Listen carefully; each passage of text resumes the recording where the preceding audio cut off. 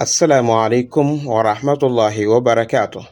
Alhamdulillah wa salatu wa salamu ala rasulillah. I come to you with the Islamic greetings, which is peace be upon you. Assalamu alaikum. Today we are going to be looking at a topic that most people do not clearly understand. The issue of prayer and paying back a missed prayer. As Muslims who are obliged, because it is an obligation on us as Muslims to observe the 5 daily prayers. The Prophet ﷺ says, "Man lam yusalli fahuwa kafir." The one who does not observe the prayer is a disbeliever. Now, should in case you did not observe the prayer, are you supposed to pay it back?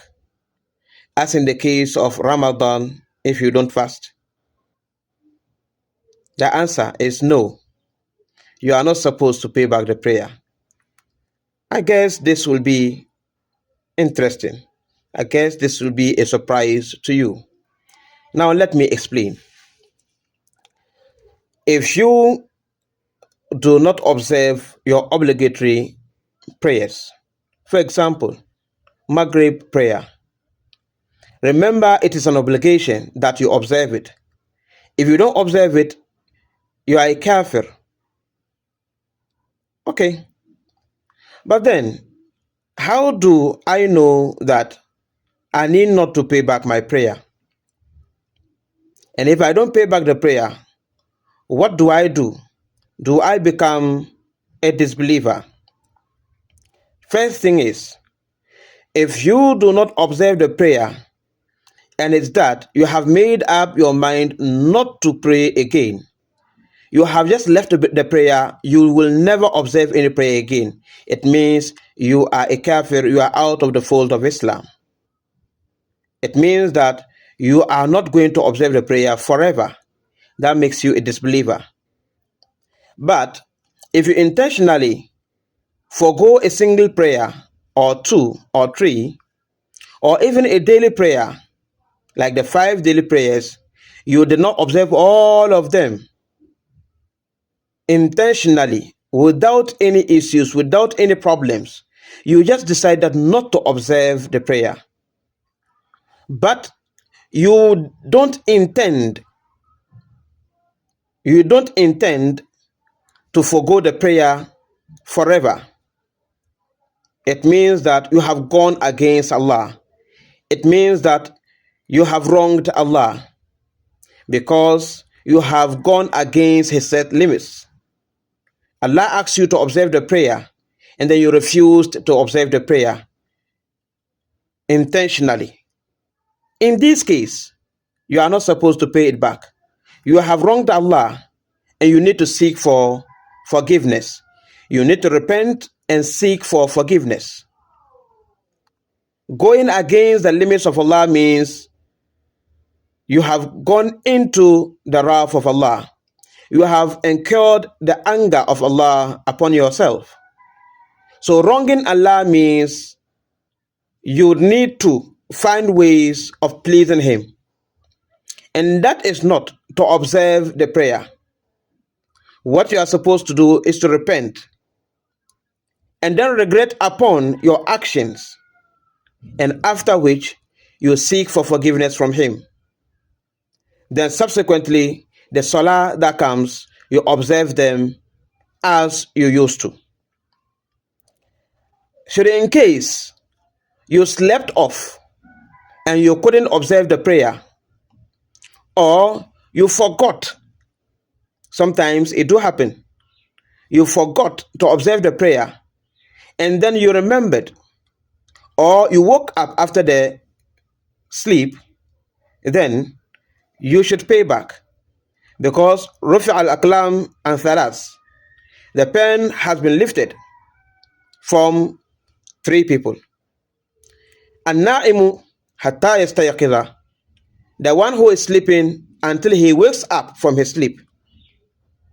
al-junun, and then the madman, hatta yufiqa, until he becomes well or until he becomes sane.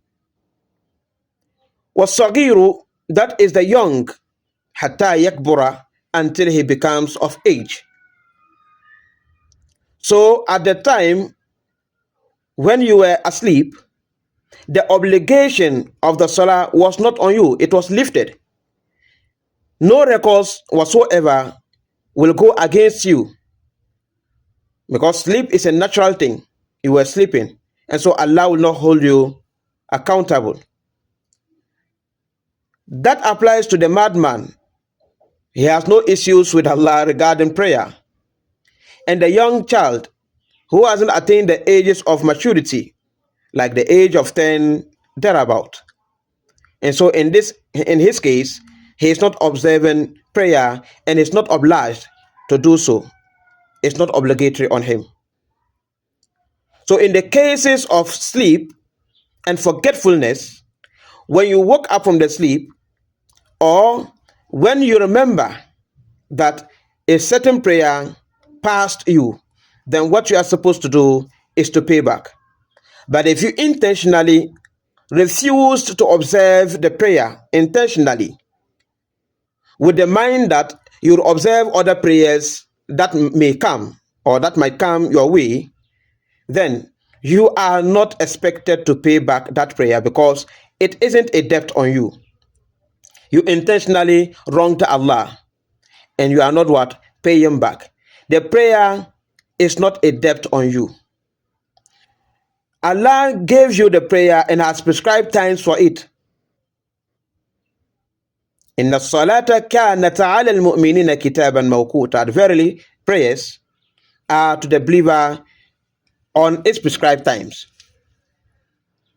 The believer, it has been prescribed unto the believer with specified times. So when the time elapses, it means the prayer is gone. So when you intentionally refuse to observe that prayer and the time elapses, it's gone. There isn't anything like a payback on you. Remember, we are saying intentionally.